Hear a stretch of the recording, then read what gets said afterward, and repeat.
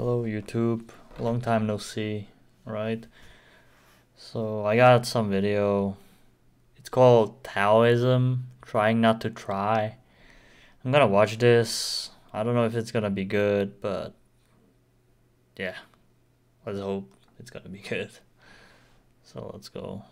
Okay, imagine you're playing a video game and you're the last one left. Your heart's pumping, your brain is firing on all cylinders. You're completely in the zone. In fact, you're so in the zone you aren't even thinking. Your mind is empty, acting without thought. Your hands take over and you somehow know exactly what you need to do to land your shots, and you aren't even aware of how you're doing it. You aren't planning anything, it's just happening.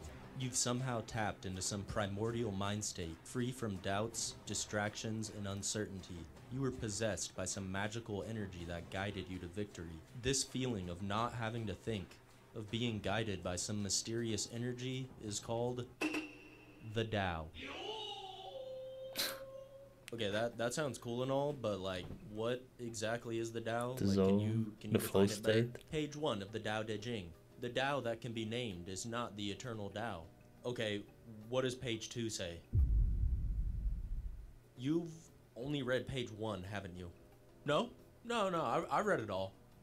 But anyway, so Tao translates to way, or sometimes path, method, or style. The Tao is the way, the underlying thing of it, or principle of existence. Now, why am I being so vague about defining the Tao? Well, because Taoists believe the Tao is beyond language. So the Tao is basically heaven? No, it's beyond that. So it's outer space? No. The universe? No. The multiverse? No.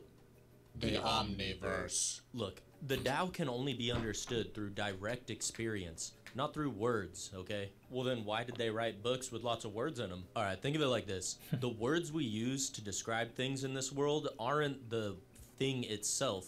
The words are just an abstraction or an approximation of the thing we're describing. You know, you can't capture all of reality in words. You can only capture little pieces of reality that humans are capable of understanding. So when Lao Tzu wrote, "The Tao that can be named is not the eternal Tao," he meant like, you can't just write down a bunch of words and then think, yep, that's it, I understand all of it now, because that's not how understanding something works. Anyway, moving on. Taoism emphasizes simplicity, spontaneous action, and intuition. But to be able to understand where Taoist thinkers were coming from, you have to learn about the historical context in which it originated. So here's a quick summary.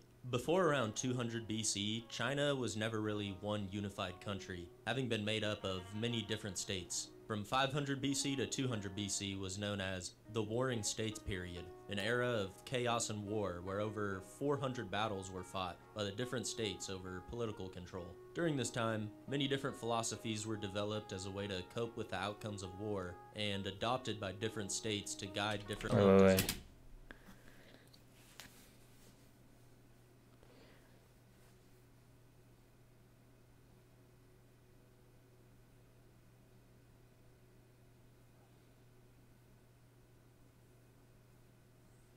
What the? way to cope with the outcomes of war and adopted by different states to guide different methods of government, namely Confucianism and legalism. Both were about the strict adherence to principles of order, social hierarchy, and social rituals, a system of rules for how you're supposed to act within society, where what you should be doing is dictated by your place in the social hierarchy and who you're interacting with. Taoism gained popularity among many common people as a rejection of the rigidity and hierarchical nature of the other philosophies, associating them with the corrupt ruling class. Eventually, the Qin dynasty prevailed, conquering the other states, resulting in a unified China for the first time. As for the different philosophies, no one idea was universally accepted. Over time, they all blended together, borrowing different ideas from each other. Alright, well, what's all this stuff about, like, spontaneous action and getting out of your own way?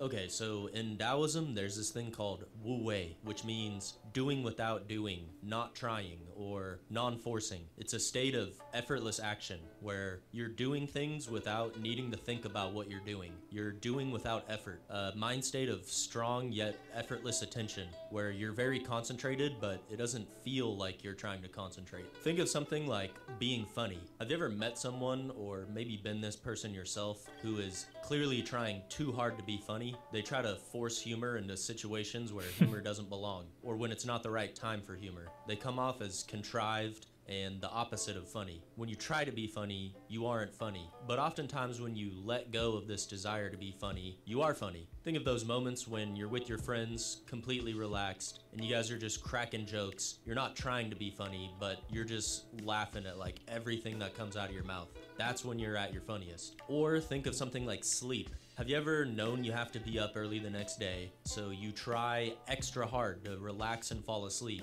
but you end up staying up longer than you normally would have?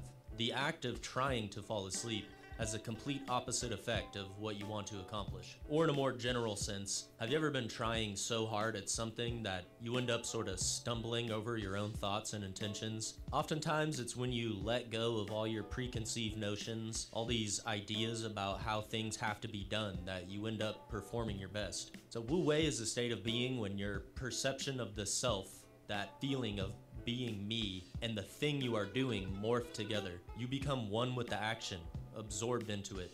It's very similar to the state of flow from psychology, but more on that later. Now you might be thinking, how do I achieve this mind state? This leads to a genuine paradox. If you need to relax or not try to do something, you can't do that by trying not to do it. So how do you try not to try? Well, first off, I'd like to point out how oftentimes goals are achieved indirectly. If you're trying to fall asleep, you don't just try to relax, you count sheep, and then the act of counting sheep indirectly relaxes you. If you're performing an athletic feat and you're trying to focus on whatever skill you're performing, you don't just try harder, you focus on your breath, and that narrows your attention, which strengthens your focus. So people have been figuring out how to try not to try for a long time, and the Confucians and Taoists have gone back and forth with each other on what is the best way to achieve Wu Wei. Starting with Confucius, who thought, try really hard, all the time. Eventually what you're trying will become second nature, and then you won't have to try anymore. Lao Tzu, a Taoist, on the other hand, thought, don't try at all. When you try too hard, you come off as contrived and disingenuous. And then Mencius, another Confucian, came along and tried to carve a middle way between the two. He thought, try, but not too hard. There is a time and place for effort. There is a time and place for spontaneity. Zhuangzi, another Taoist, thought, don't try, don't not try. Just completely empty your mind of ideas of trying or not trying altogether. Don't even think about it. Okay, you keep saying try so much that I don't even really know what you mean by that anymore. Like, what exactly does it mean to try? Well, trying will mean different things in different contexts, but the simplest way to think of trying is of exerting effort. I'm gonna flash a word on the screen and I want you to say the color of the word. Not the word itself, but just the color that it is. And do it as fast as you can. Cool. Blue. Now say the color of this word. So Green. you probably had to pause for a second and catch yourself from reading the word instead of saying the color of it. Yeah. That brief moment where you had to exert effort and control your behavior is basically what trying is. I'd also like to point out that most of these ideas came about during a time of war. When Lao Tzu and Zhuangzi wrote about not trying or non-forcing, it was in the context of gaining political power, not in the context of learning how to draw or how to backflip on a skateboard. So the more nuanced question is, when should you try versus when should you not try? And how do you know when to do what? I'd like to talk a little bit about the concept of flow in psychology. A flow state is basically when you're in the zone, like when you're playing a sport or a video game, and you lose track of time, and the next thing you know, hours went by. It's an enjoyable experience, you're very concentrated at the time, and you aren't really concerned about the past or what you're going to be doing later. You're just kind of hypnotized by whatever it is you're doing in the present moment. The psychologists who study flow say there are a few prerequisites to entering this state. You have to eliminate all distractions that can pull you out of the flow state. You have to have a very clear goal about the task and the outcome you're trying to achieve. And the thing you're doing has to be challenging enough that it's not boring, but not too challenging that you become discouraged. And when these conditions are met, you won't feel any resistance in your work. Knowing this, you can start to see the similarity between flow states and Wu Wei.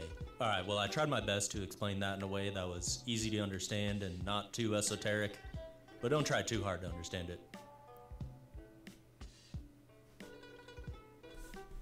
Okay, that was a nice video. I liked it. Let me know what you think. Dang. Alright, that was nice.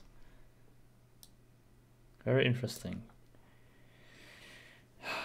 See you in the next one. Thanks for watching with me.